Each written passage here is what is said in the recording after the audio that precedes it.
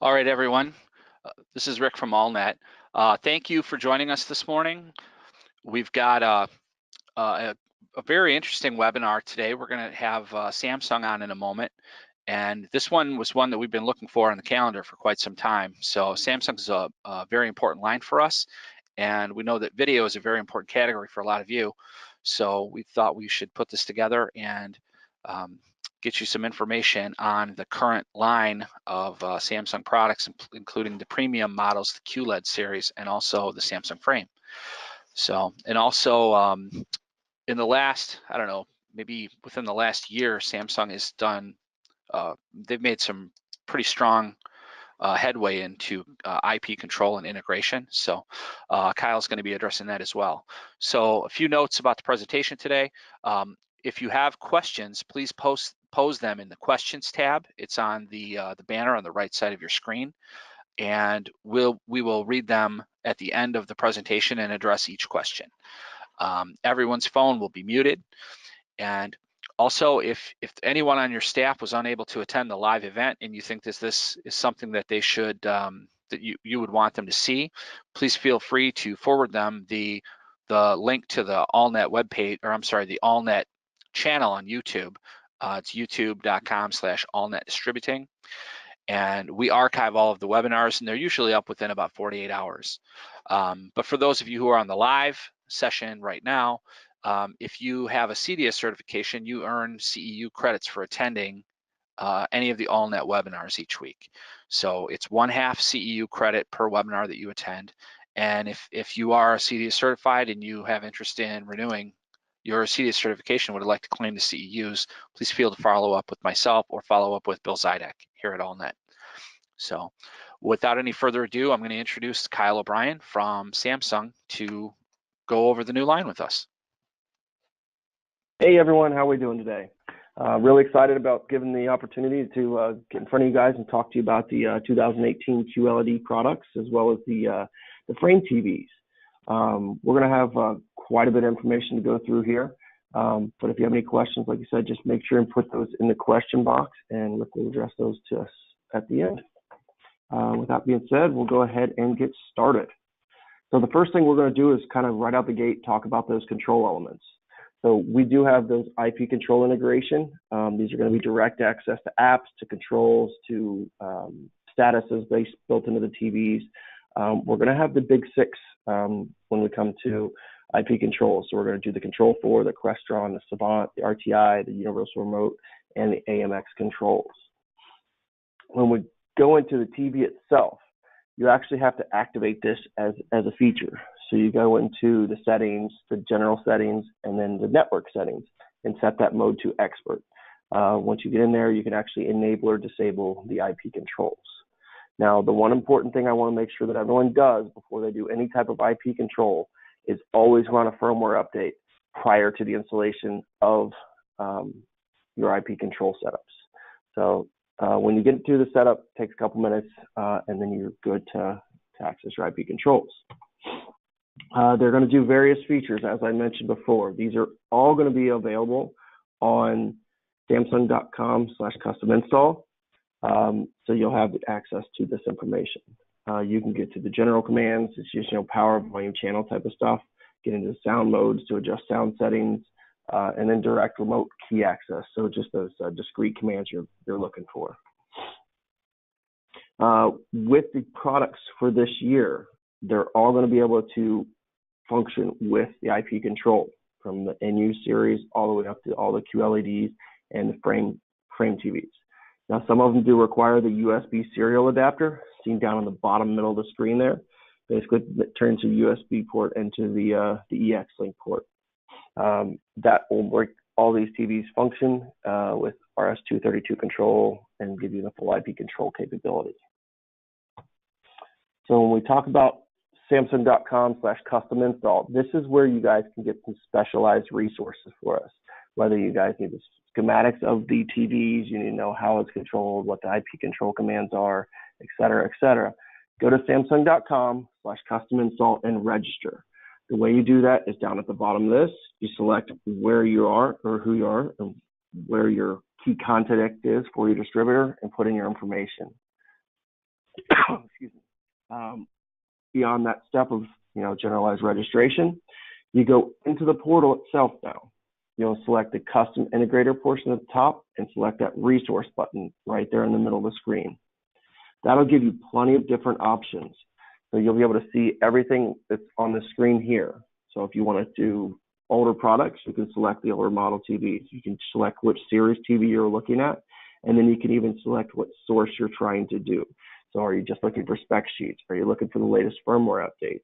Are you looking for those IP control codes, or even are you looking for the detailed CAD drawings that you can use to pull up from Samsung.com/custom install? It's a great resource for you. The best way you're going to learn this is to explore through it and see what all it has to offer for you, because it's a great resource for custom install. Now, if you were to have some issues, we use Braun Consulting to provide troubleshooting for us. They have a toll-free number you can see right here. They are located in San Diego, so they're on Pacific time. Excuse me. But you'll notice they're open from 8 a.m. to 6 p.m. Monday through Friday. And then you'll have some contact information down at the bottom of the screen. Okay. So one of the things that we want to talk about within this presentation is what makes Samsung different. Other than the fact that we're going to now offer all those IP controls and the custom install integration pieces to help you guys out, we got to talk about the big things that are changing from last year to this year. Now, one of those things is the backlighting systems. We really have 3 different types this year. We have a traditional edge-lit, the ultra slim array, which is a more customized edge-lit system, and then the full array. So from the NU8, the Q6, and the Q7, they all 3 offer an ultra slim array. The difference is you're going to have those individual hardware controls, so you can control individual zones within that backlighting system versus have the entire thing lit at the same time. When you step up to the full array, you obviously get lighting directly behind the different objects in the light, so it's going to give you better contrast, less blooming or light bleed or halo effect around the objects in the room. And that's a big deal when we're talking about looking for a premium picture quality. So those 2 full arrays we offer are on the Q8 and the Q9. There's some various differences between the Q8 and Q9. We'll get into those things. So even within all of the different backlighting systems we have on the TV, we have step-ups between those different models. So even though the Q6 and the Q7 both offer the ultra slim array, there's differences in there. So one of those differences being that the hardware control that's on there is a little bit more a smaller, it'll allow you to control a smaller set of zones. The LEDs themselves are a little bit more efficient too, so they allow more light to be output to get a brighter screen for you. And starting at the Q7, you get a real black filter or the ultra black elite capability, so it absorbs that light that's coming into the room versus reflecting it back out. We're going to get into that feature in a couple slides, so I'm not going to touch too much on that. But just know from stepping up from the Q6 to the Q7, you gain not only the ultra black elite, but more efficient LEDs and more control over the zones. Now, when you step up to the Q8, that's where you're going to get the full array. And then stepping up to the Q9, you're going to get up to 12 times more zones with the Q9 versus the Q8. So more control again, more efficient LEDs for a brighter picture. Now, that all affects HDR when we're talking about picture quality. HDR aspects of these, you're going to have on the Q6, this is going to meet 100% color volume as well as meet the brightness standards for HDR. When you step to Q7, you're still going to get that 100% color volume, but you also get the capability of 1.5 times the peak brightness because of those better LEDs that we have in that unit. When we go to the Q8, you're still going to have 1.5 times peak brightness. It just converts to full array, so it gives you better contrast within the picture. And then the Q9 is going to go to up to 2 times because it's going to have more LEDs and more zones to control there. Now, the Ultra Black Elite is probably one of my favorite features to talk about because the average consumer doesn't watch their TV in a dark room, right? If they do, a lot of times they're looking at projectors or something in that nature. So for the customers that have light coming in the room, they have windows, they have doors, they have lights, all these things, the Ultra Black Elite helps absorb that ambient light versus reflect it back out. Once you're not sending that light back to the room, you can hold that black level better. You also have the ability for those colors to just still be rich and pop in all the different environments in the room. One of my favorite demos to show this off and I don't know if any of you guys have setups for this, but turn off any of our other models. So NU7, NU8, and Q6, just turn them off. And then turn off one of the Q7, Q8, Q9, and take a look at just the reflection you get in the room based upon any of the light that's in there. If there's no light in that room, turn your flashlight on your cell phone and shine it right into the screen. It shows a much better picture quality in absorbing all that ambient light in the room. So it's one of those features I really, really like. So, excuse me, before talking about anything else, we got to talk about processing. So processing is a big deal when we talk about picture quality. A lot of the pictures are being processed to the point where it just smooths out the motion and improves the clarity on everything there. With Samsung, we're the #1 chip supplier in the world. We have a factory in Austin, Texas that helps produce these for us. You'll also notice that the fact that we do so much R&D gives us industry's first in a lot of different categories. So whether it's industry's first 16 gig GDDR6 or industry's first fastest DRAM at 8 gigs. You'll even get stuff like other companies that are using our processors, such as Audi and their infotainment system for their vehicles. So that kind of goes to talk about how good of a processor Samsung can make in the industry. Now, what does the Q engine do for the consumers and do for the TV itself? It's going to do 4 things for them. It's going to do color mastering, HDR mastering, clarity mastering, and contrast mastering. So color mastering is really going to help us get 100% color volume inside of the TV. So it's going to allow us to, no matter how dark or bright the scene is, show the colors accurately and represent them like you were there when they filmed the content. Versus looking into a bright sunset, you might just notice a bright white light on some different TVs, versus with the Samsung TVs, they're going to show those yellows, those oranges, those reds you would get in a natural sunset. And then the HDR mastering gives us the 16-bit curve processing to actually allow us to adjust each scene based upon the content it's receiving. And the clarity mastering will improve the upscaling within the TV. So every image that gets put on the screen goes through multiple layers of clarity enhancement. So whether it's the edge retention or the noise reduction, these things get done multiple times a second to improve the picture quality and give us that next evolution of picture quality. And then finally, contrast mastering is really going to go through and adjust the picture based on the content you're watching and based on the scene or based on the ambient setup of your room. So if it's a bright room, it's going to turn on a little bit more brightness for you. If it's a dark room, it's going to dim down so it's not overpowering you. If you're watching 4:3 content, you're going to see those left bars on the left and right side of the screen. They're going to be perfectly black, so they're not going to be a distraction for the customer. If you're going to have to watch a cinema movie and you got the top and bottom black bars, you're also going to, again, get those black bars. It's going to really hold that picture quality. And when we talk about the differences for a lot of things, this is one of those things that I believe is a big thing. It's a contrast mastering, because it does an ambient light analysis and it improves the blooming and everything else in the in the displays. It really helps out with us. Now, when we talk about the contrast and the end, you're also going to notice the fact that our contrast has really, really improved from last year to this year. So just take the Q7 from last year and the Q7 from this year. We got a 20% higher rating when we're actually getting measured in our contrast for these TVs. So it's a big, big improvement upon what we've had in previous generations. The UHD engine that will be found in the NU7 and the NU8 will offer one less feature than what the Q engine is going to offer. So you're still going to get color mastering, you're going to get HDR mastering, and you're going to get clarity mastering, but you're not going to get the contrast mastering element of the picture quality. All right, so the next thing we're going to talk about is color. Samsung has been able to do 100% color volume since 2017, and in 2018, it's no different. We're just a little bit more efficient at the way we do this. We do that by implementing a set of quantum dots in front of the blue LEDs that are in the backlight system. So we have a layer of red and green quantum dots that the blue light shines through and creates a more natural, more pure white light source. Because that pure white light source is a pure more white light source, it gives us more accurate color selection. And you kind of pair that with the fact that our TVs can show over 1 billion shades of color at any brightness or any luminance level. That gives us 100% color volume. And that's one of the things that we really beat out other competitive TVs with, is the fact that we can show that red fire engine driving down the road in any situation. You're going to know that that red fire engine is that same color. It's not going to change to pink in a really bright scenery because it's going to be real smooth and great picture quality. Now, when we step down to the NU8 versus all of the QLEDs, they get what's called dynamic crystal color. So it's still wide color gamut, but it's going to be a little bit less in the aspect of color volume.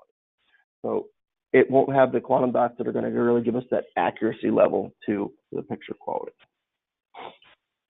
And then when we step down to the NU7, you're going to get the Rec 709 color space. It's going to be a standard pure color type of light source. Still very accurate for everyday color, for everyday viewing on your TV.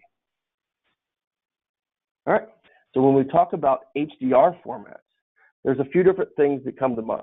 Probably the biggest one is HDR10+, because this is the one that Samsung has designed with other partners in the industry. So whether it's 26th Century Fox, Universal Studios, Warner Brothers, or even other manufacturers like Panasonic that have kind of jumped on board and helped us develop this solution.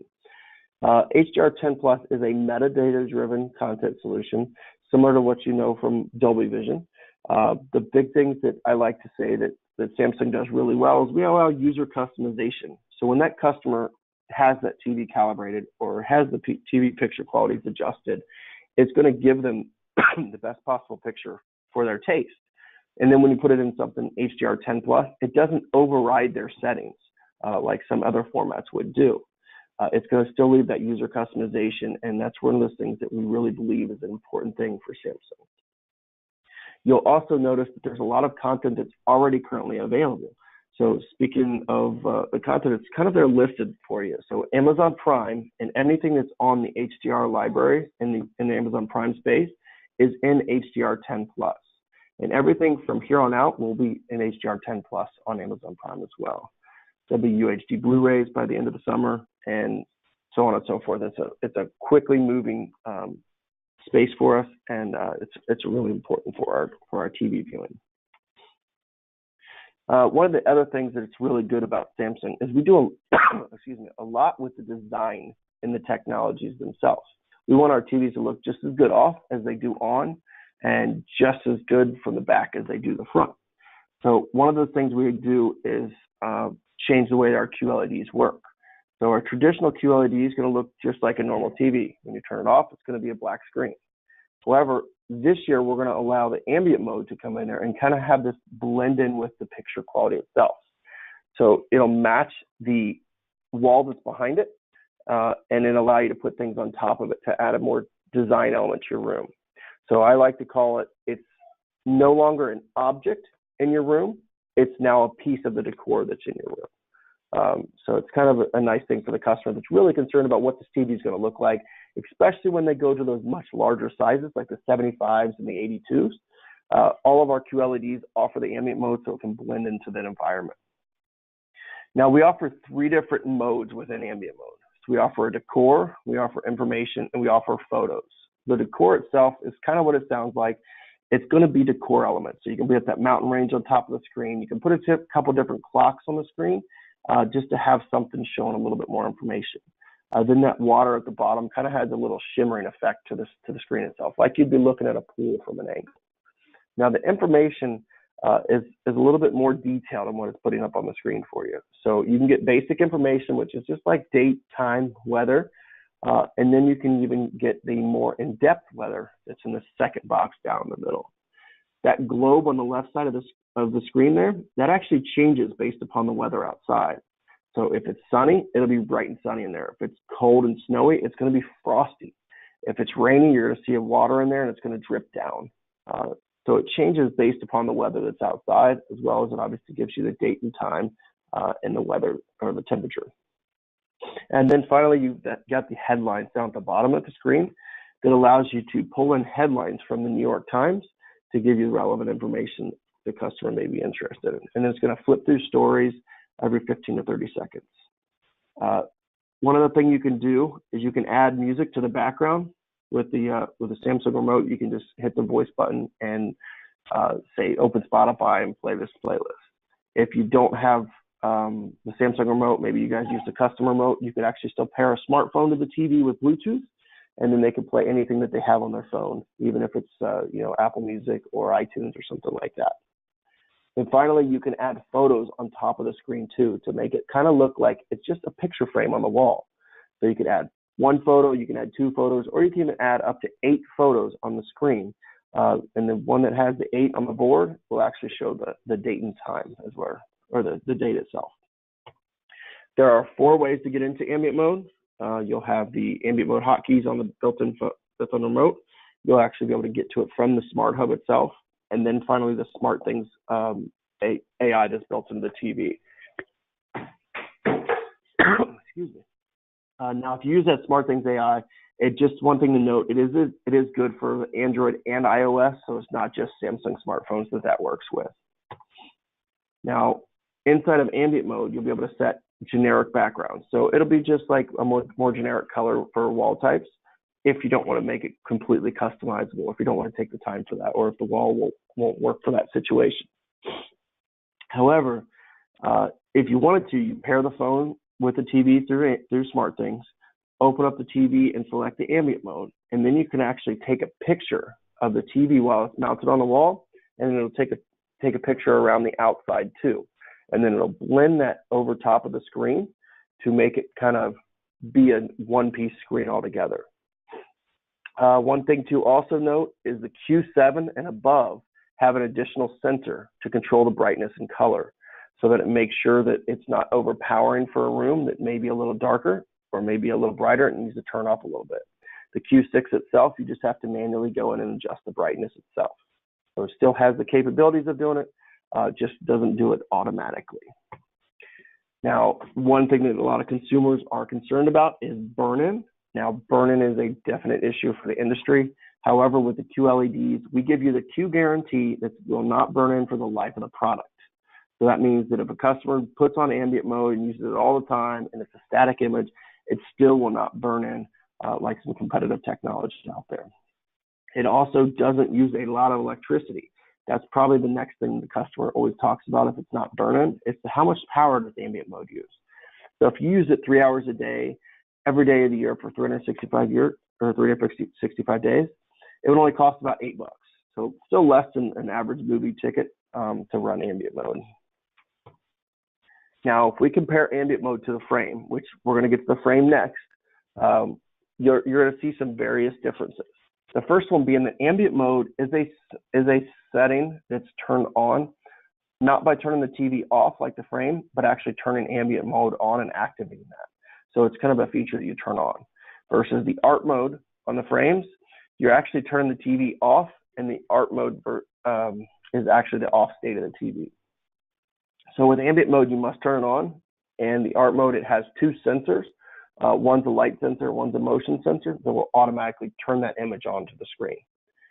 With the frame, you do get art store capabilities as well. You get customizable bezels, which you'll see a little bit more later. And then you can actually adjust the matting around the pictures themselves. So when I'm looking at the matting, I'm talking about this area right here around this image. That's what you can adjust. All right. Now, inside of your IP controls, you do even have the capability of accessing ambient mode and accessing art mode based upon the IP control panel, and you'll see it inside of here, this screen here. And again, more information can be found at the Samsung custom install page. One thing to note is if you're doing the custom background to make that chameleon effect, just make sure there's at least 2 to 3 feet around the TV of clear wall space. Sometimes you have to take pictures and stuff off the walls to actually be able to do that. But it's looking for that much additional space to be able to mimic that pattern onto the screen. And you do that with the SmartThings app. The best way to get familiar with it is really to use it. And as I already said, the Q6 doesn't have that ambient mode sensor, so you have to go into the settings and actually adjust that manually. All right, so now we'll move on to the frame. I like to say the difference between frame and ambient mode really comes down to what the customer is concerned more about. Do they want better picture quality, or do they want a design piece that also functions as a TV?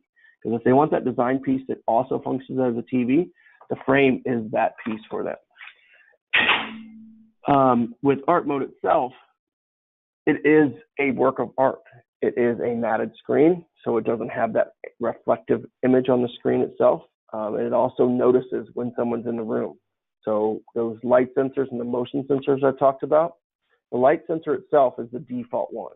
So it notices when lights turn off in your room, and then the screen will go blank. So it's not always going to have that artwork up there unless you're going to be in the room.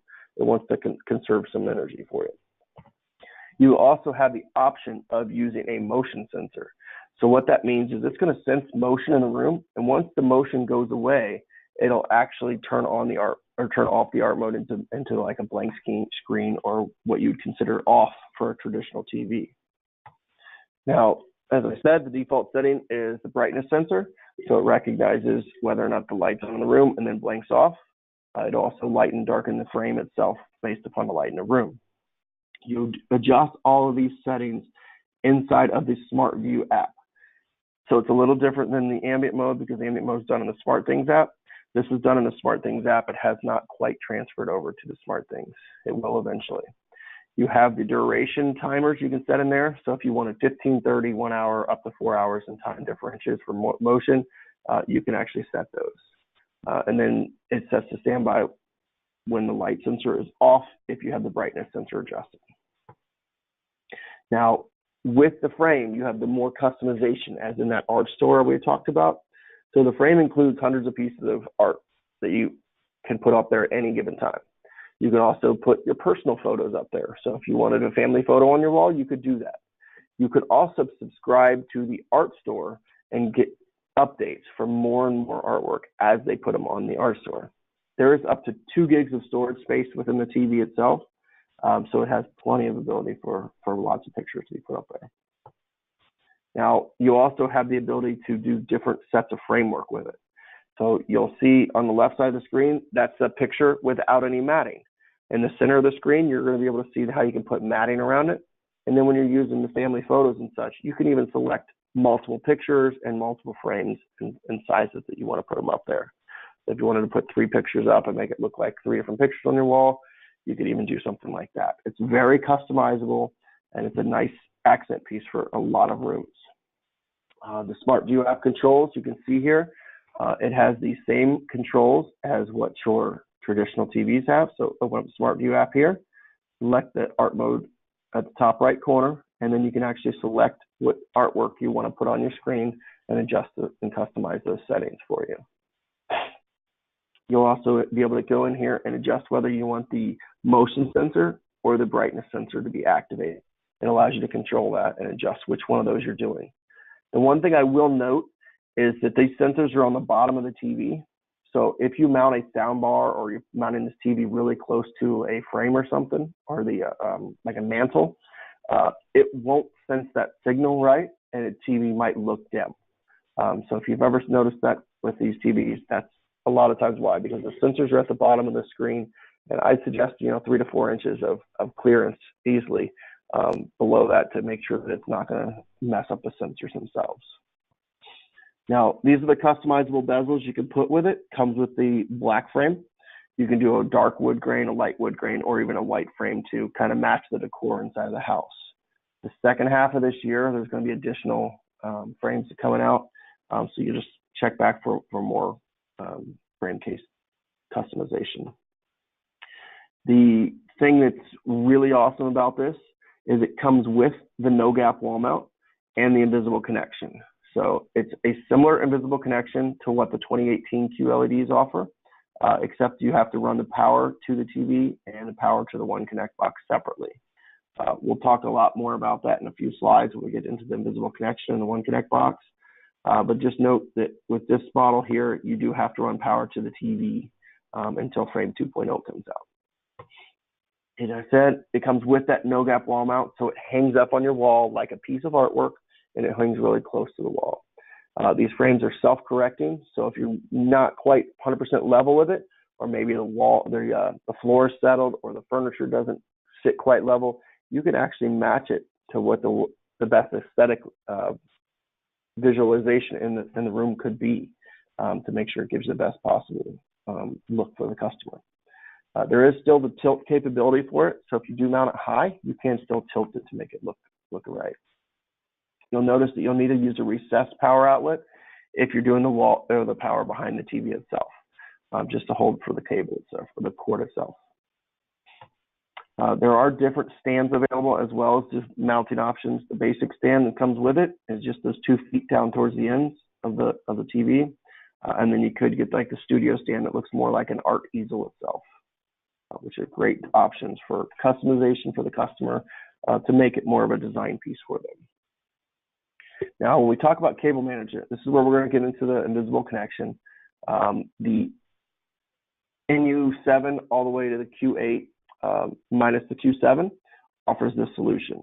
This is a clean cable solution where there's slots in the back of the TV to actually route the wires through. And then they go down to the feet of the corresponding TVs, whichever model they have, whether it's a center stand or the branch stand, the power cables and the cables themselves will go down through those. Now, when we talk about the Q7 and the Q9, those are going to have a more extensive type of design piece to them. It's going to have the invisible connection, which from 2018, that cable is going to carry both power as well as audio video to the TV. So there's literally just one wire that's going to be in the TV.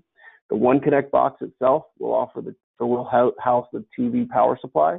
So when you plug that box in, that's what's going to power the TV itself.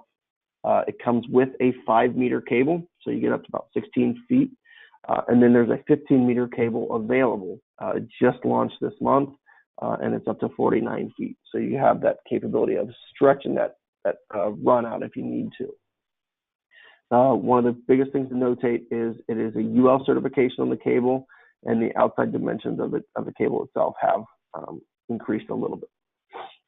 As well as the One Connect box too. You'll notice that the One Connect box dimension is actually up on the screen itself.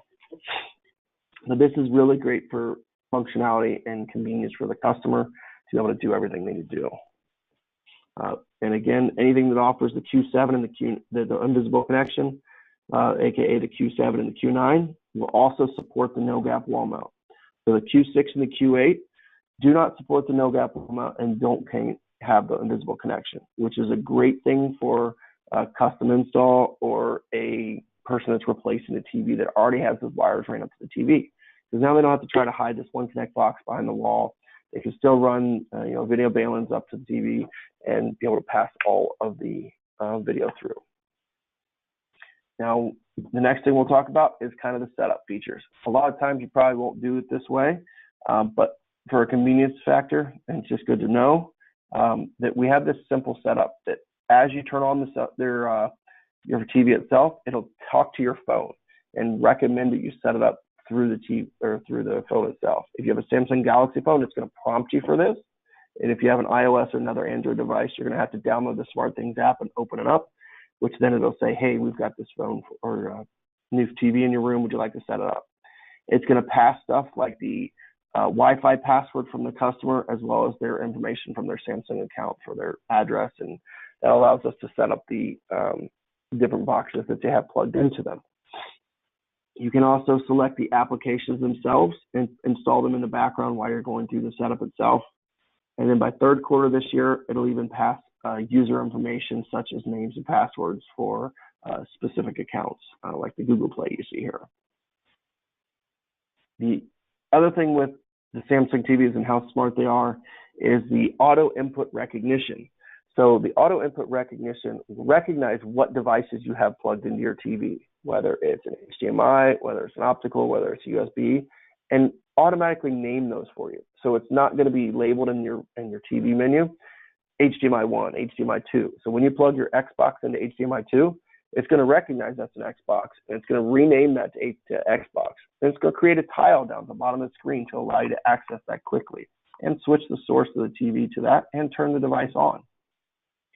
The One Remote controls themselves can control all the different features of these different components. So if you're talking about an Xbox, you don't have to bring out the Xbox controller to play a Blu-ray inside of that. They can just use the same One Remote for the TV, and it can control the Blu-ray commands themselves. All right. You'll notate on the bottom left side of the screen that the NU8 does have a different smart remote than the Q6, 7, 8, and 9. All the Q series have that ambient button to be able to access ambient mode, versus the NU8 doesn't offer ambient mode. so it won't have that solution. All right. Now, the next thing we'll talk about is having the smart features with it. The people that have Samsung Galaxy devices, they have Bixby in those devices now, the newer ones. That same voice assistant is going to come over to the TV so that we can do additional stuff with the TV, whether it's setting it to movie mode or natural mode, changing the volume, changing the channel, finding different content. Hey, even, let's see what the weather is going to be like outside today. And it's going to pop up on top of your screen and give you that type of information. That voice control button on that remote, you hold it down, speak into the remote, and then release it to send the command. So it's very convenient and easy. I can even find stuff like show me movies with Tom Cruise, and then it'll come up on top of the screen and show me movies that include Tom Cruise in it and give me the option of selecting where I want to watch those from. All right, so we've learned a lot about the features within the TVs. Let's go through the lineup and see where each one of these features come into play. The Q9 is going to be that pinnacle of what we offer for this year. It's going to have the best contrast, the best HDR capabilities, the best in design capabilities, because it's going to offer the one invisible connection, the one connect box, and the no gap wall mount capability. And the one other thing it's going to gain is that premium one remote control. So that metal remote you saw on that last slide, that's going to be capable on or come with the Q9 versus all the other ones going to get a more plastic remote. The Q8 itself will offer Q Contrast Elite, so still has a full array, a little bit less zones than what your Q9 has. You will notate that there's some changes in design and style elements because it doesn't offer the one connect box, the one invisible connection, or the no gap wall mount. Those inputs and the power are built straight into the TV itself. Still has the smart features in the Q remote, so offers a Q engine and 100% color volume. When we step down to Q7, you'll notice that you get those style elements back. So essentially what that means is we have a full array and an edgelit model or an ultra slim array model with and without the one connect box. So that gives the customer a choice of which type of model they want and which features are more important to them. You'll also notice that HDR capabilities are still 1.5 times that of what the peak brightness needs to be, and then still the smart remote capabilities. When we step down to the Q6, this is going to be the first model that offers the Q engine. It's also going to be the first model that's going to support 100% color volume, and it offers the ambient mode. The ambient mode is a pretty important feature when we're talking about 65, 75, and 82-inch TVs, because they're just big black rectangles in your wall when you don't have a feature like ambient mode built into it. When you step down to the NU8, you're going to get dynamic crystal color, which is that wide color gamut we talked about. This is the first model that's going to offer that ultra slim array with those hardware dimming, so it can control the aspects of the backlighting system to make a more precise backlight. One of the things that we haven't really talked about yet is the auto game mode. So auto game mode is a cool new feature. So a lot of customers that do a lot of serious gaming want the best input lag. So they want, as soon as they push a button on that controller, something to happen on screen. They don't want to lag between the two. So we offered a solution this year where the game console will send a signal to the TV telling it whether it's a game or it's a Blu-ray inside of the TV. And once it recognizes whether it's a game, it turns game mode on. If it recognizes that it's a Blu-ray, it turns game mode off to give that customer the best possible picture. So it's a great solution that starts at the NU8, goes up all through the Q series. And an additional thing to notate with that is the QLED TVs are the official TV of the Xbox console. So you'll see a lot of literature and publications out there about game mode and about how it works with the QLED TVs. The NU7 is going to be the one that's HDR compatible, so to read the HDR data for the customer, so they don't have to buy two different types of content just to watch the same movie on different areas in their house. And then it's going to be the first one to offer 4K resolution. All right, so a couple tips for you guys for installations themselves. So now we don't want to have that one setting that kind of fits every setting. If you look on the screen here, box A and box B, they're technically the same shade of gray. So we don't want to make that kind of mistake when we're trying to put the best possible pictures on the screen. We want to be able to give those customers customization on how they do different things within the TV. The Samsung believes in user customization. So when we come down to it, there's a few things we would recommend. So for general best practices, the most accurate picture settings would be out of the box, movie mode. It's the most accurate pre-calibrated setting. You'll also notice you can adjust color tones, and we suggest warm 1 or warm 2 for being most accurate. As for sharpness, it comes defaulted to 50. I would suggest setting that at 0. We don't need any additional sharpness controls. The clarity and everything that we do with the Q engine and the UHD engine really improve the edge detail enhancements. And now for smart LEDs, the SDR content, we'd suggest you put that on high. Now for HDR content, HDR content's on high. On SDR content, we'd suggest you put that on low. As for the motion settings, there are a few different things in there for the customer. Obviously, we have automotion plus, frame interpolation, and such and such settings.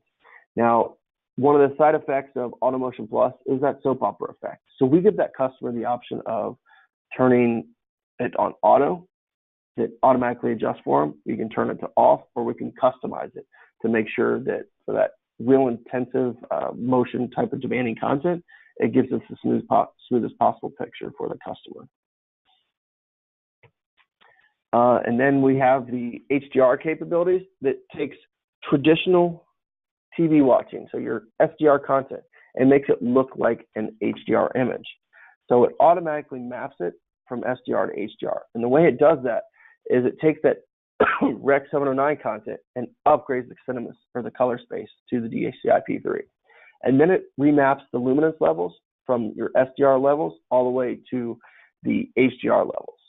So it really improves the picture quality if the content isn't actually in HDR. So it's really good for the customer to be able to do that. And that's pretty much all I have for you. So what kind of questions do we have on the box there, Rick? Okay, thanks that was a great presentation. We do have some questions here. Sure. Let me pull the box out so I can read it. So first of all, this is just a couple slides back. The smart LED, the toggle between when you're watching HDR content or not watching HDR content, is that available on a preset, and is that something that is available through the IP control command set? Are you talking about the HDR plus? Nope, go back a couple more. You were talking about the presets. One more, I think, back. Right there. So the color tone option, either warm 1 or warm 2, but more importantly, the smart LED, it looks like you recommend it on low for SDR content, which would be daily watching of cable or whatever, and then high for HDR content. So if they rent a movie on the weekends, is that something that you can easily adjust, or does the customer have to go into the menu? Is this something we could create on a preset? I'll have to check on that for you, but I would assume you could set up a macro to go through and adjust from whatever setting they're looking at. So okay. I'll make a notate of that, and I'll get you that answer. Perfect. Okay. I had a question for clarification on Q9 versus Q8. It looks like they're both flagship sets, and you hit the nail on the head with one of the biggest application questions that we're getting, because sometimes the one connect makes sense, and other times it makes sense to have all the cabling go right to the set. So we've been asked many times about what you lose with a Q8 versus the flagship Q9. So one of the things you lose is the style elements. So that's the invisible connection, the one connect box, and the no gap wall mount capabilities, which as you just mentioned, some of that is stuff that you're not trying to get for every customer. The other thing is the Q9 has 12 times the amount of zones that the Q8 would have. So that's probably the biggest picture element that you're going to gain from the Q9 to the Q8. Okay. And that's perfect. The next question we have, you mentioned that there's a source recognition mode. It keys off some information from the HDMI signal, apparently. Yep. So what it does is it recognizes what you're plugging into that, and it will allow you to control the TV through HDMI CEC. Okay. The next question that came after this comment, the question was, how does it recognize sources through a switch, like an AVR or a matrix switch, etc.? And then is the auto detect of the gaming system automatic when the gaming system is selected through the switch? So through switches and through receivers and stuff like that, it's a little more difficult. It will recognize the last device on the chain. So Okay, it'll recognize the switch or the receiver itself. sure. Okay, and then there's a way to manually override for that gaming. So if they do Correct. You can connect the still, game directly or not directly to the set, but through a receiver, they can still access that zero lag gaming mode. yep, there's three settings for the game mode. So you're going to have off, on, or auto. The auto is the one you'd use if you directly connect it, and on or off is what you'd use when you're actually controlling it through a switch. Okay. All right. The next question, the sensor on the frame. You mentioned that 3 to 4 inches is the ideal. If there is a sound bar or a design element like a mantle that's closer than Mm-hmm. that, is there a way to override that sensor through either an I app would or? just definitely not use the light sensor if you're doing that. Okay, I would do the motion. It has a better chance of that being successful. okay, Um, but yeah, through the app, you have all the controls over that. okay. The next question. And oh, let me add to that too. It's All right, also go got ahead. sensitivity controls too. So if you notice on this slide here, you could even raise the motion sensitivity to more of a high setting to be Oh, more sensitive to motion if it's closer to something. okay. All right, staying, I guess, on frame or frame versus the QLEDs. So you mentioned on the Q7 and above in the QLED series, we do have the ability to control brightness via a light sensor. How does that differ from the way the frame works? So these is the different types of sensor that's in there. So it's in the actual screen itself versus on the frame that's on the bottom of it. Okay, all right. And then you were talking about the uh, up to 8 images on a board, the multi-photo board with the data on the Yep. top. Um, so you mentioned that we'd lose light or that we lose the art store capability, but if a customer were planning on just putting family photos up there, is a Q7 or above then going to act pretty similarly to the way that a frame would act for them? The two things they'd probably lose that they would consider to be big for them is the customizable bezels and the matting around the outside of it. The matting that you see on these images on the right side of your screen is actually the background itself shining through. So you wouldn't have Okay. that capability. Okay. Those are the two things that I would say are big for that. Sure. Okay. The next question that's coming through, um, Randall's asking about documentation on the One Connect box. Is Mhm. there any documentation on the One Connect box from the Q series and Frame series of last year's versus this year's? What type of documentation is he looking for? I guess Well, is my question. you showed on the slide that the difference between the size of the cable, like it's a couple millimeters Hmm. thicker, and also you showed Yep. that it had like power going through it. So I guess since we're currently in that transition phase, well, I guess it's kind of been over, but we've had some of the last generation product and the current generation product in the same time. It will also on the frame is still on the last generation One Connect. There's some confusion when the dealers call and say, "Hey, I need a 15-meter One Connect extension." They Yeah. need to absolutely make sure that they get the correct one, and the dealers are asking for just something to show which one is which. I think the biggest differentiator is just the terminology used with it. Okay. Last year it was called the invisible connection. This year it's called it the one invisible connection because it's one cable that controls everything. I know that's very, very close, but those are probably the biggest things.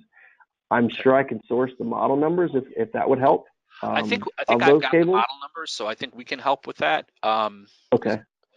Is there a do you have a slide or do you have a picture that shows like what the ends look like so they can be visually identified if they happen to come across one from a pre-wire that maybe another member of their team did a pre-wire and they want to make sure that that's Yeah. definitely for a frame or a 2017 QLED or this So one's definitely white cables were on last year's product, and black cables are or the ends are on this one. Okay. You're also going to notice a complete difference in the size of the cable. I mean, it's Okay. yeah, I mean the cable is much smaller on last year's because it's just got the opticals in there versus this year it's going to have the copper for the power. Well, I think it was pretty brilliant to make them the exact opposite color. That way it's very easy Mhm. to identify which one's which. Yeah, Okay. I haven't seen any that aren't that way. I wouldn't say that that's 100% guaranteed, just black and white, but Okay. that's the way that I've seen them so far. Okay. All right. You can Michael's even got actually even notate that on this here oh, there it is. slide. So you can see last year's right here, and then this is this year's. So that's a bigger connection on the back of the TV. Um, but yeah, that's the only thing I know of offhand to talk about the differences. Okay. And then I believe that I saw a note come through that there's a second set of accessory cables come through that are in-wall rated. So right now, the 2017 One Connect cable you can get is the in-wall rated versus 2018 is just UL rated. The solution problem with it is we don't have a way to secure the cable as it enters and exits the wall because it's over the voltage level of what a CL3 cable would be capable of. There is a solution in the works to be work like a power bridge Oh, to okay. kind of allow that to be capable. I Okay. haven't seen when that's going to be released yet. Okay. I've got two more questions about the frame. So they're both in Okay. relation to the art mode. Um, Uh-huh. the first one is the art, would it be static or can you set it to either cycle through or randomize where every time it goes into art mode, it selects something different? From what I understand, it's still just static images. Okay, so you would I do know that a that lot of through people either want, your app or yeah, through the you, remote? uh-huh. You can set the different images based upon the remote or the app on the phone. Once you Okay. load the image onto the TV, it gives you control over that image now too. Okay. And then I've got another question. So in regard to the app, um, all of the AllNet branches and then also a bunch of our dealers have really nice pedestals for tablets, and they happen to use iPads. Is Mhm. is this app available on iOS so that we could have it on our stationary iPad tablets that are always in our showrooms? Yeah, both the Smart View app and the Smart Things app are available for the iPads Perfect. as well. Okay. I'm going to load that one up today. Okay. Sometimes the apps get updated a little slower. For some reason, it takes a while to get the apps to get updated through the iOS system, Okay. but they do get updated. All right. And then the next question is, can you review the subscription plans for Art Store? As far as I know, it's just the one subscription. It's $5.95 a month to have access to the different art pieces that are within the art store itself. Okay. And it gives you hundreds of additional pieces of artwork. You can find that right here. Oh, there we go. Okay. So, and you said $5.95. Yeah. Okay, perfect. Let me see. Adam's asking about IP control for Elanji. Adam, we talked about that at the very beginning, and it's available today. Yep. So if Yeah, he do you goes want to samsung.com/custom install, he can actually access the IP control information for whatever product he's talking about. to? Okay. Scott is asking about the dimensions for the new One Connect box. Are they the same or different from the One Connect box from the previous generation? So it's a little larger of a One Connect box. You'll see the dimensions right here. It's really more just that it's much thicker because of the Oh, power supply for the TV built into it. So inside that little red circle there is the One Connect box okay, dimension. sure. That's the Okay. 2018 version though. Okay, and then we've had we had multiple people asking for copies of the presentation. Is there either a PDF or, I mean, obviously we'll archive it and it'll be available on our YouTube channel, but if someone wanted to review this with their staff, um, can they get like a PDF copy? I will check on that. A lot of times, our legal department doesn't allow that without, having the speaker notes and stuff. It doesn't make a complete document. So Okay. I'll check into that for you. Well, for sure, we're going to have this available on the YouTube channel. It'll be up there shortly. Um, okay. The next question. Oh, let me pull this back out again. I'm having a tough time reading it because it only gives me like 3/4 of an inch to view. Yeah.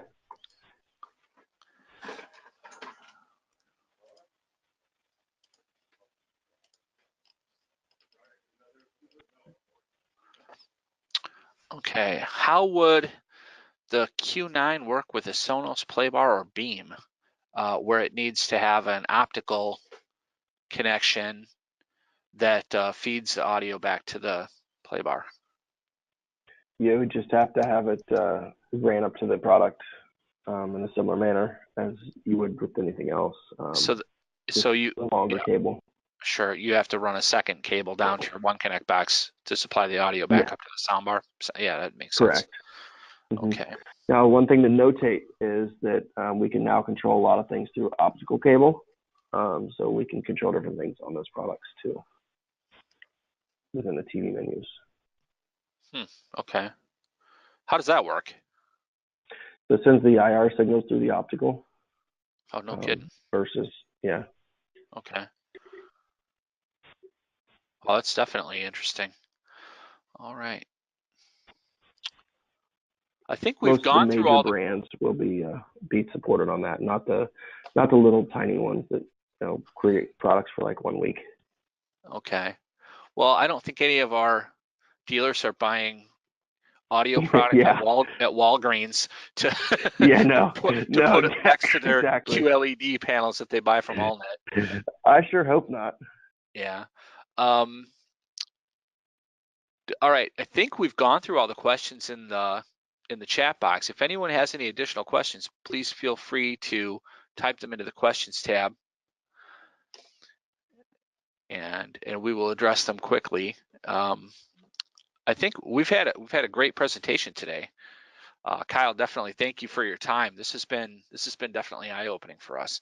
Let me Sure. see. Let me review the notes that I've got here. I think we addressed everything.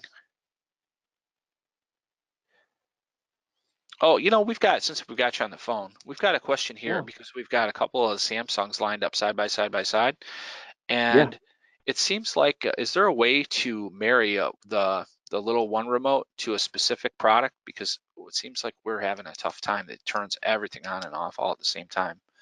And Um, even when we usually do we're all veterans of IR control, so we kind of do the yeah. thing where we shadow it with our hand to kind of keep it from hitting the other one. And hmm so one of the guys in the office asked if it's RF, if it's speaking to it through RF or something instead, because it seems like no other brand that we carry or no other products that we do, we have this problem with it's activating other products even farther down the display wall. So the only thing that ever gets sent to the TV through IR is the power command. The Oh, rest of it is when it's paired, it does it all yeah. through Bluetooth. So as long Oh, as you have that remote paired to one specific TV, if you're talking about the smart remote, that is, we are all the absolutely TV talking about the smart functions, remotes. yeah, then it's going to be just through Bluetooth to the TV. Okay. I may call you offline to ask you how to Sure. unpair and repair, because I think we might have a situation where we have one remote paired to two TVs accidentally or somehow. I don't know. All I know is it acts odd every morning, but it's Yeah. not something that a customer would ever have, not unless they have six No. TVs side by side like we do. Okay. Yeah. And Well, I'll just tell you it's super simple, so that way everyone hears it. You sure. hold down the back or the return arrow and the play pause button at the same time, and then you put it close to that TV, and then you'll see a Bluetooth pairing thing come up on the TV, and it'll pair in a few seconds. And if both TVs are side by side, would it help to unplug the one we don't want to use? I would suggest at least turning it off. Okay, perfect. All right. Then we'll do that. Because we have Wattbox control behind everything, so we'll just uh, turn power off to the sets and then repair each remote individually. I think that'll help us out. Yeah, absolutely. Next question coming through from our buddies at Murray Electronics. They want to know about the YouTube channel. So our YouTube channel is AllNet Distributing. If you type in AllNet Distributing Samsung, this video will pop up, or the video that we did last season with, I think Ryan was our presenter last year. So, and this video should be up in, I'd say, 48 hours or so. Okay. Well, I think that's it for questions. So thank you, Kyle. Thank you again for your time today, and everyone who's on the call. Thank you for your time. Thank you for joining us. If you have any questions about the 2018 models of Samsung, please feel free to reach out to your AllNet contact, and we're all happy to help. So we're thrilled with our relationship with Samsung. It's been growing like crazy, and everyone's been very satisfied. The frame has been the absolute hit. So we're having a really strong year with the frame. So and they are on display in all AllNet branches. So we have QLED series and the frame on display at all AllNet branches. So if you would like to see them and you're within driving distance, please feel free to stop by and ask for a demo. So if anyone has any other questions quickly, please feel free to type them in. I think we're getting close to wrapping this up. Adam, thank you as well. All right, everyone. Thanks for joining us today. Kyle, thank you again for the presentation, and we're going to close the webinar now. Thanks for having me, Rick.